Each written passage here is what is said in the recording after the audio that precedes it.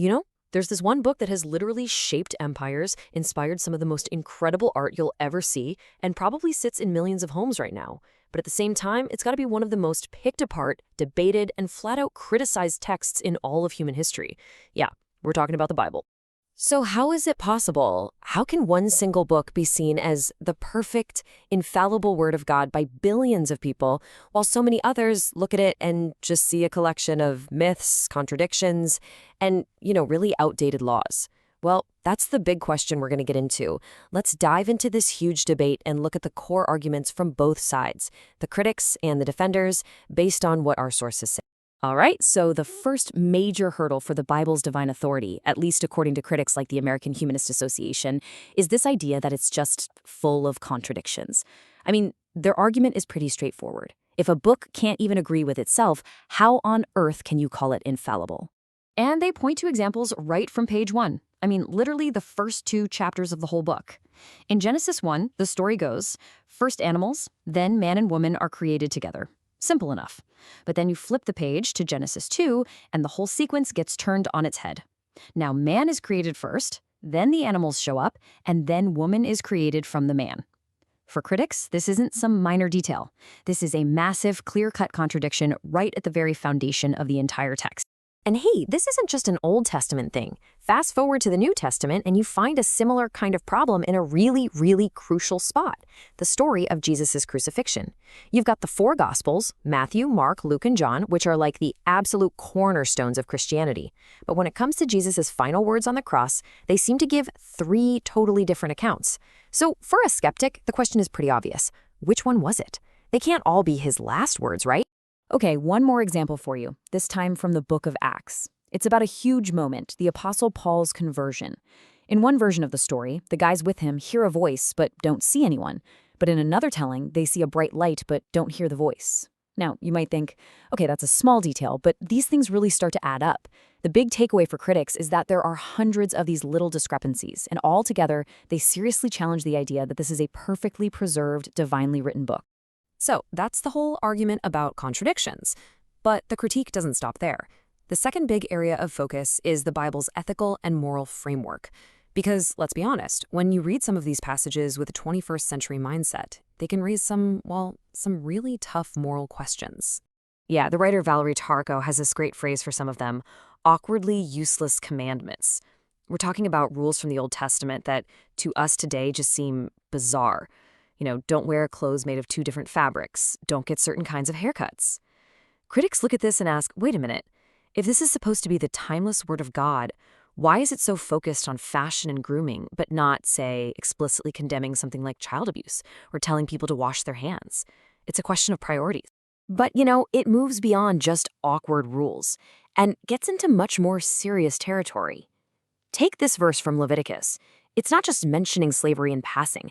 It's giving actual instructions on how you can buy people, treat them as your property, and even pass them down to your kids like an inheritance. For humanists and other critics, a passage like this isn't just outdated, it's morally horrifying.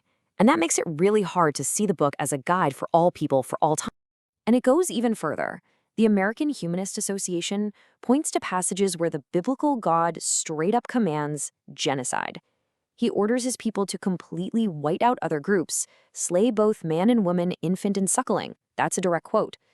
These passages describe a kind of violence that critics just can't square with the image of an all-loving, all-just God. It seems impossible to reconcile the two. Okay, so we've got contradictions, and we've got moral dilemmas. The third major line of argument against the Bible's perfection comes from the worlds of science and history. This is where critics say the text makes claims about the real world that we now know are just not true. For instance, critics argue that the way the Bible describes the universe is basically a snapshot of Iron Age science, not some divine revelation.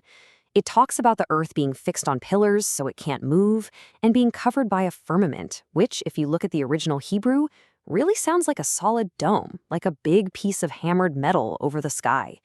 To a critic, this ancient cosmology is a dead giveaway that the book was written by people, not God.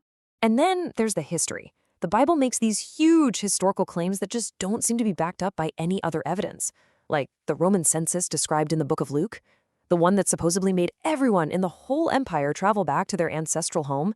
Historians say there's just no record of that. I mean, can you imagine the chaos? And the same goes for a worldwide flood that wiped out everything. There's just no geological or archaeological evidence for it. For critics, these aren't small goofs. They totally undermine the Bible's claim to be a trustworthy historical document. Okay, so we've laid out a pretty strong case from the critics, right? Contradictions, questionable morals, outdated science, but that is only one side of the story. Because defenders of the Bible would say that all of those criticisms are missing one absolutely crucial thing, the incredibly complex journey these words have been on for thousands of years. They say it's all about context. So let's flip the script and look at their side of the argument. And to really get their counterargument, we have to talk about translation. And that conversation has to start with one key text, the Latin Vulgate. I mean, for more than 1,000 years, this was the Bible for pretty much all of Western Christianity. It was translated by St. Jerome way back in the 4th century, and he used the oldest Greek and Hebrew manuscripts he could possibly get his hands on. This thing was the absolute bedrock of the church for centuries. Now look at this. The Vulgate came from those super early source texts. But a lot of the Bibles people read today, like the famous King James Version, they're actually based on a much, much later group of Greek manuscripts from the 16th century, known as the Textus Receptus. So the point is, we're not always comparing apples to apples. We're often debating two completely different streams of the text history. And this really gets to the core of the whole defense. I saw a comment that put it perfectly. It said something like, you can't just toss out a translation like the Vulgate, which had its own ancient sources, just because we happen to find different manuscripts 1,000 years later. That's just lazy. The big takeaway here is that there's no single straight line for the Bible's history. There are these multiple ancient streams, and yeah, sometimes they don't perfectly match up. So, what this all means is that for believers, a lot of these so-called errors aren't errors at all. They're problems of translation, or more importantly, a lack of context. Let's go back to those two creation stories in Genesis. Many scholars argue they're not two competing historical accounts. Instead, the first chapter is like a grand, poetic, wide-angle view of creation, while the second chapter zooms in for a more personal, narrative story about humanity's beginnings. If you look at it that way, the contradiction just dissolves. It's a literary feature, not a factual bug. So when you boil it all down, what you realize is that this huge fight over the Bible isn't really about finding one specific gotcha verse that proves it's wrong. No, it's much deeper than that. It's about two totally different ways of reading the exact same book. It really all comes down to the lens you're looking through.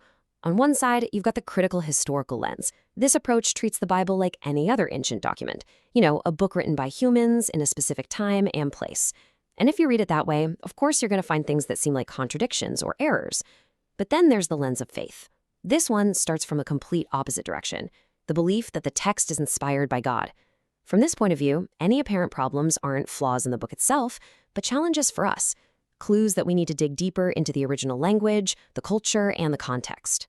So what's the verdict? Is the Bible a flawed piece of human history, or is it the perfect word of God? Well, as we've seen, the answer you get depends almost entirely on the lens you choose to use, from the very beginning.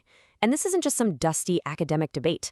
This question has shaped entire cultures and laws, and it has guided the lives of billions of people for 2,000 years, and it's still doing it right now.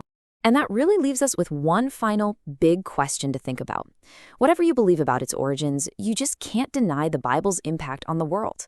So it makes you wonder, where does the true meaning of a text like this really live? Is it found in proving whether every single word is historically and scientifically accurate? Or is its real meaning found in the countless, complex, and, yeah, often contradictory ways that people have tried to live by those words for centuries?